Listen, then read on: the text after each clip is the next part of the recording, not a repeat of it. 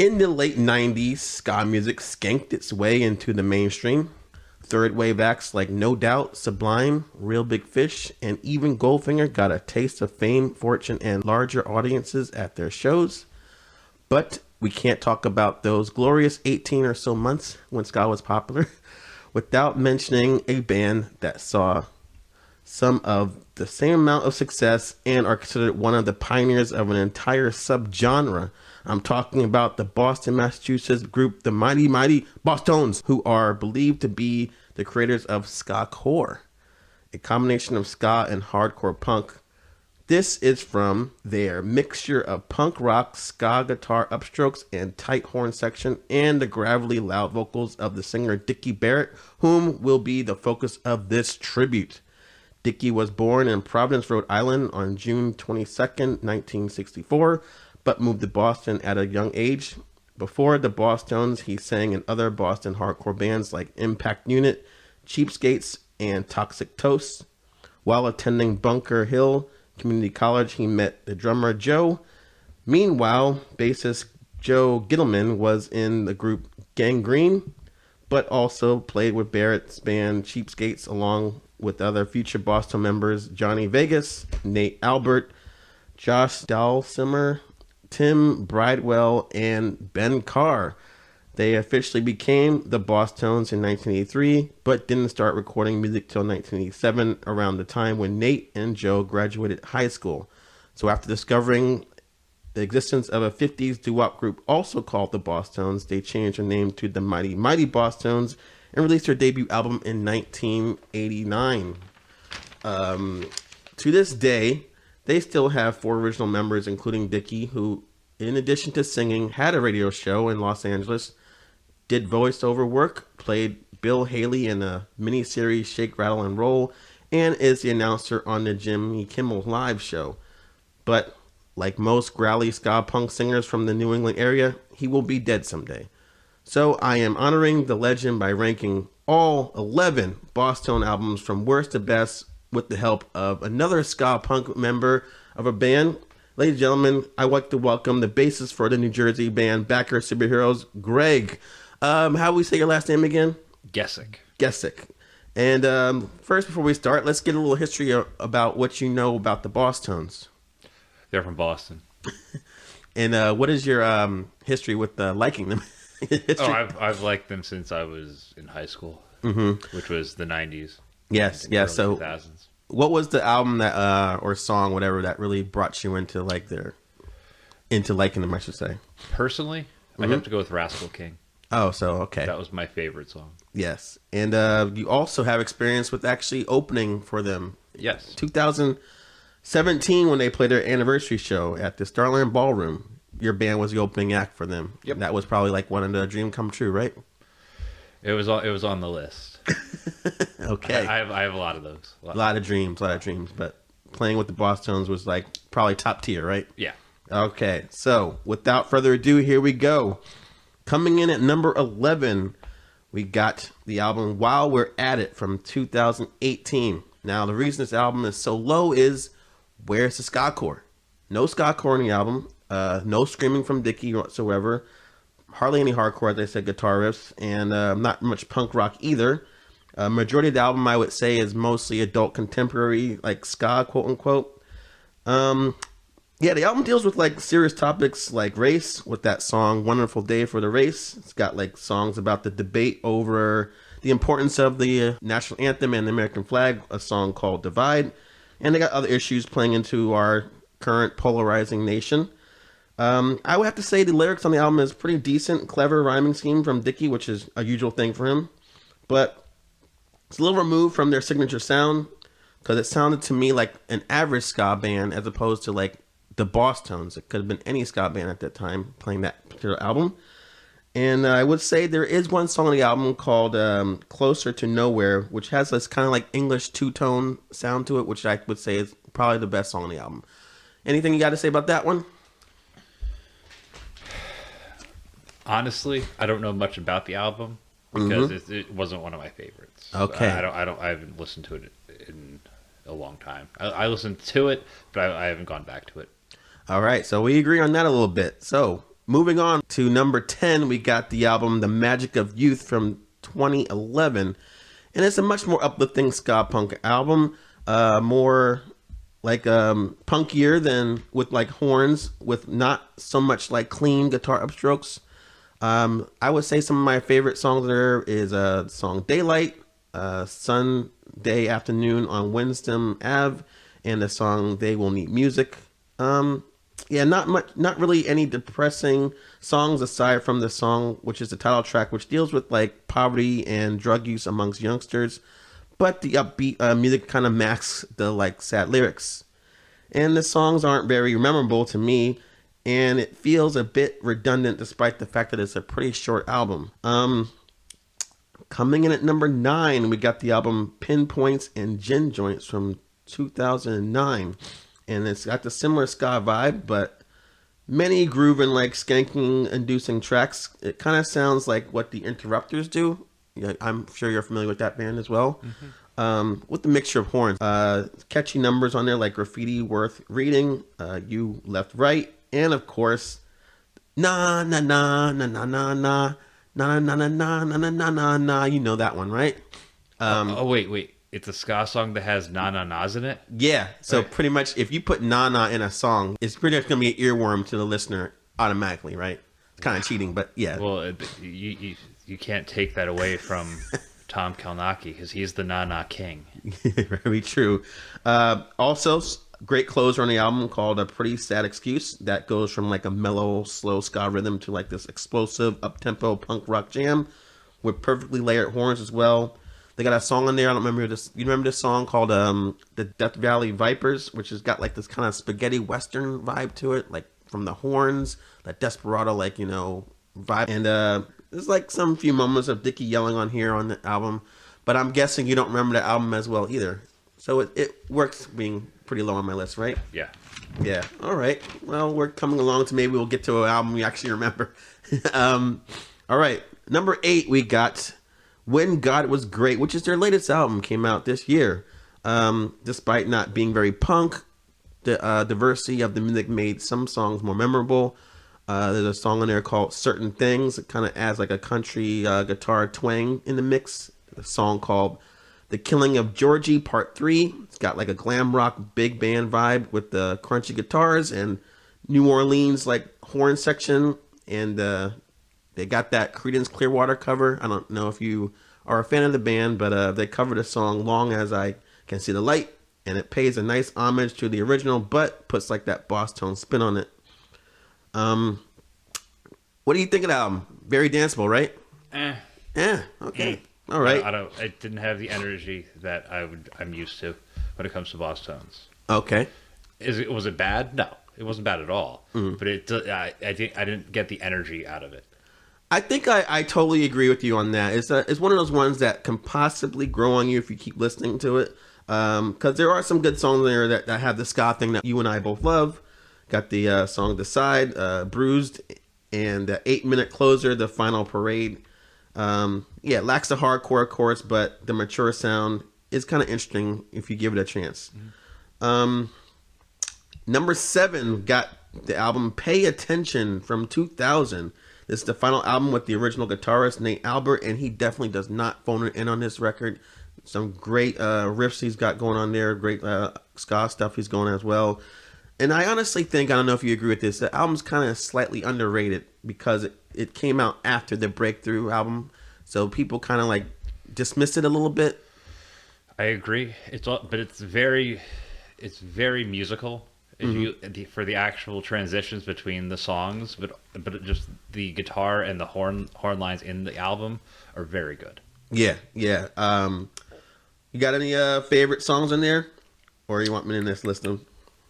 You got to list them. All right, so yeah, I can tell that album really affected you. I won't remember any of the names. I just know the songs. Okay, I play bass. I don't remember any. I just know how to play music. I play the songs. I don't actually learn things. I don't know the words. I don't know anything about it. I just play the instrument. So the songs that deals with like inner demons, the Skeleton song I think is pretty good. They got some songs about ending relationships, like the song Over the Eggshells, and the single So Sad to Say, which was the song that was kind of promoting the record. Catchy sing-along songs like the song Allow Them and the song Finally. And I really dig the rootsy reggae song that they have on there, like the song All Things Considered. And they got even an Irish folky punk song called Riot on Broad Street, which is like kind of definitely an underrated, diverse, kind of experimental song they do on there. I actually remember that song. That's actually a very good song. Yeah, because it reminds me of like Dropkick Murphys in a way. Like it could definitely be a song from them. And I really hope at some point when they tour together, they get on stage and play that song. That'd be a really good idea. Yeah. I gotta say the last 5 tracks on the album are a bit bland, but the first 11 more than make up for it. So yeah, it's a pretty good album. Now, here comes the upset, I'm assuming. Coming at number 6, got Let's Face It from 1997. So I feel you'll chime in a lot on this one. So I feel like I'm upsetting a lot of people. Why is it number 7 on your list? 6, actually. Number 6? That's still not... Let me explain. Okay, so I know a lot of people that probably this was their first album they heard is going to be upset. So hear me out. Like, this was the first album I heard from them that I had a lukewarm reaction towards compared to the previous ones, being that I listened to them before that album. So I feel like with that record, they took the blueprint of what 311 and Incubus did, where it's like, let's like make a simpler, digestible record, which ironically ends up becoming their first mainstream hit. Yeah. You know, so it's like, that's kind of bothers me with that album, where they're not really putting a lot of like complexity into the songs, and it's really stripped down and simplistic, but then it ends up being like the hit album. But that is the exact reason why it's the hit album. Yeah. Because the regular society, they're not the quote unquote fans. Mm-hmm. They just want to hear the poppy, the upbeat songs. Like, oh, that's the best one. That almost falls into like the category of selling out though. But I'm not calling them out on it because honestly, the album is very poppy sounding with the ska songs they're doing. A lot of clean vocals, but what you're gonna agree with me on this, you can't deny the greatness of some of the tracks on there. Yes. Like Noise Brigade, Rascal King you were talking about earlier.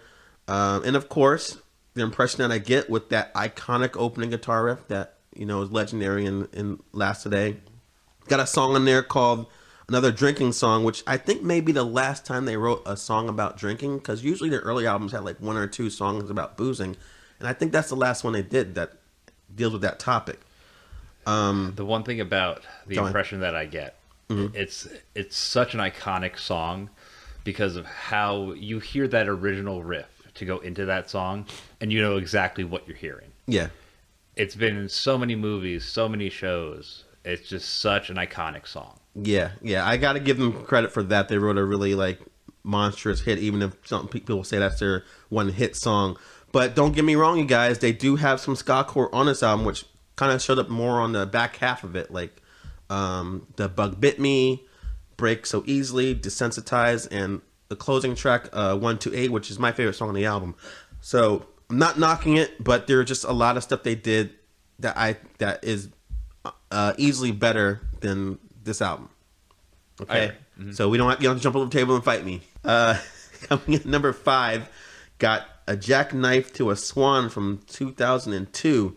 And this is a really aggressive ska punk album with ragers like Mr. Moran, Sugar Free, I Want My City Back. But also what makes the album pretty good is they mix in some mellow ska grooving reggae-esque songs like Everybody's Better, Chasing the Sun Away. Remember those songs? It's got the same amount of punk rock with layered horns like the later albums, but also has its fair share of Dicky's hardcore vocals, which I guess I'm kind of harping on. That's what I need when it comes to the Bosstones. That's what their trademark was. Oh. And you get a little bit of that on the album. So of course. That's why it kind of pushes ahead for one reason. Another reason is the lyrics on the song called Shit Outta Luck contains my mantra, which is, it's more fun when you don't give a fuck. It's like, yes, that's very true. So basically, the reason it ranks a little bit above Let's Face It is because I had a more positive reaction on my first listen to this one than the last one. Okay. So, what did you think of it when you first heard it? Honestly, depends. I can't really judge the album without having questions about it from someone. I can't give you my opinion unless I have an idea of what I'm going off of. It was a very good album. Yeah. So I really don't have much to say against it. So you had a kind of like reaction your first time hearing it? Okay. All right. So then, yeah, that was your opinion of it. All right, moving on. Number 4, we got Question the Answers from 1994. Classic record. Well, it's classic because it's old. Classic. Yeah, very true. Got the timeless tracks like Kinder Words. You know, they still play that song live. Hell of a Hat's on there. One of my personal favorites, a song called Standoff with that great trombone intro. The song Toxic Toast has some really great piano keys like throughout. So basically, if you haven't heard the album, the way I can sell it is 12 tracks, no throwaways at all. So, go ahead. It came out before they went closer to mainstream, so they have a completely different vibe off of it because it's more of their original style. Yeah, I feel like it's like the transitional record, but it's like got the perfect mixture of the hardcore, the punk, the melodic like elements to it, and everything that you might want to start with that if you want to get an idea of what the Bosstones really were. Coming in number 3 is the album More Noise and Other Disturbances from 1991, and it could be considered on par with Question the Answers with its a perfect blend of ska punk, hardcore, and sometimes they do that in the same song, like Dr. D. Remember that song, Guns the Young? But it has several classic Bosstones numbers, like Where'd You Go? You know, that song from Clueless, probably. Cowboy Coffee, the song I'll Drink to That. And that's all thanks mostly to the solid, memorable, catchy horn arrangements that those particular songs have, and other songs on there as well. That's because if you listen to the guitar and bass lines in the songs, they're very traditional. In that album, it was a huge connection to their horn lines. Yeah, in almost the entire album. Like some of the songs I'm talking about, like those horns are pretty much leading the songs, you know. And they really like put those up front with like to make the song so great. For real melodic sound, I love it when bands intro with a horn line, over guitar or anything. Just a good horn line going into an entire song, because that could make it an energetic song. It could make it a calm song. It can make it an emotional song. So much more than just going in with guitar and bass. Right. Yeah, as a person in a ska band with the horns, you probably are an expert on that as well. And I would say this album really showcases them as young, fun, energetic, but at the same time, extremely tight and talented musicians, which is apparent on the number 2 album on my list, and that is Devil's Night Out from 1989. And this is believed to be the first Ska-Core album.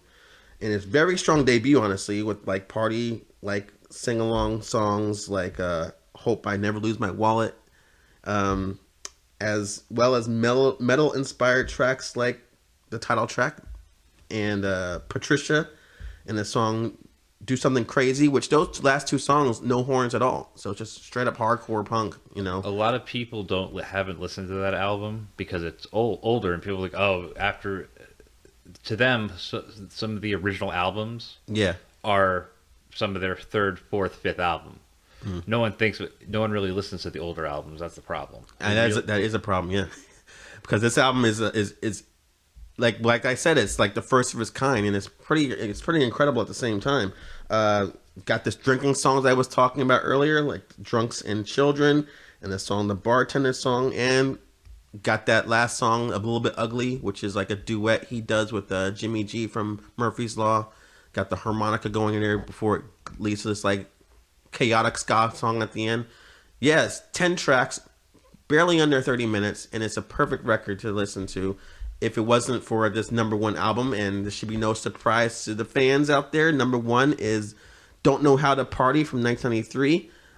Masterpiece. Absolute masterpiece, mixture of ska, punk, hardcore, alternative, and metal. Triumphant horns in that opening track, Our Only Weapon, mixed with the crunchy guitar riffs alone, will have you hooked on this album. The title track, Illegal Left, and the song Almost Anything Goes have the heavy guitar sound, but maintain the ska edge. And you can't forget the amazing chorus on Holy Smoke, which they play. I would have to say this album, I understand why you rated it as number one, because of the divide between the ska punk and the standard punk rhythms. Are both heavy in the album. So they can go between both, and that's one of the best connections they have as a band, really, in my opinion. They got that cover on the album from Stiff Little Fingers, Tin Soldiers, which is like crazy hardcore. Got that single that we should talk about someday, I suppose. Again, talking about horn arrangements that are like iconic. When they play that part, you know, it just goes right in your head. You immediately know what the song is, and even to this day when they play it, it's like that's like probably the second popular song they play that the crowd just goes crazy without an introduction. They just start playing the horns. Yeah, no words need to be spread for the emotions to happen. All you have to have is that original line. Yeah. And I gotta say, one of the other reasons this album is number one, you get 2 hornless hardcore tracks, A Man Without and Issachar, which may feature the angriest shouting vocals from Dicky to this day. So, yeah, another album, 12 tracks, no throwaways, incredible hardcore metal and what was happening in the scene with like alternative music in the 90s. It's just a perfect mixture, perfect storm. And it came out at the exact right time of what, you know, the mainstream, or the underground, I should say, in both cases, would want in music at that time. So, that is the list. And if you were going to give a eulogy for Dicky Barrett, what would you say? He's dead. Hypothetically. Oh, okay, thank God. Personally, I would have to go with his energy. I would love to proclaim the energy he has in his music, but also on stage. Just the amount of power he puts out with his vocals, but also just with the energy he puts out from his body, and just gets the crowd moving. Yeah, and he has really nice hair. Yes, that nice hairline he's got rocking right there. So to this day, I would say you were a legend, not just in the Boston music scene or the third wave ska genre, but in the entertainment industry as well. Unfortunately, you are also a mortal.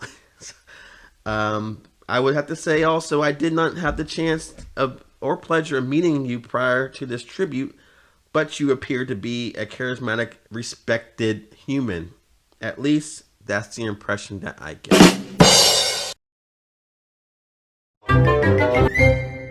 Like and subscribe, folks.